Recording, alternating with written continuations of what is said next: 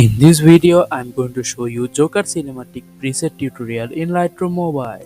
You can download this preset for free via the link in the description, but before that, the file is protected by a password. If you want to know what the password is, you have to watch the full video. The password is given in the video. Okay, let's start the tutorial.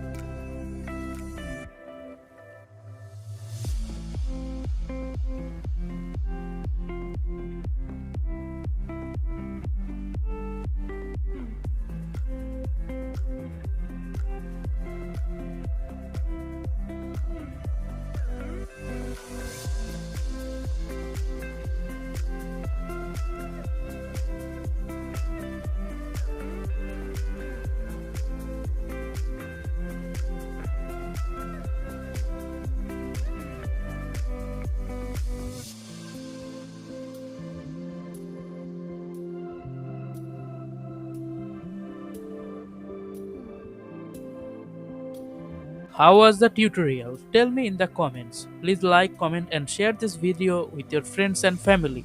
Also, please subscribe and don't forget to click the bell icon for more videos.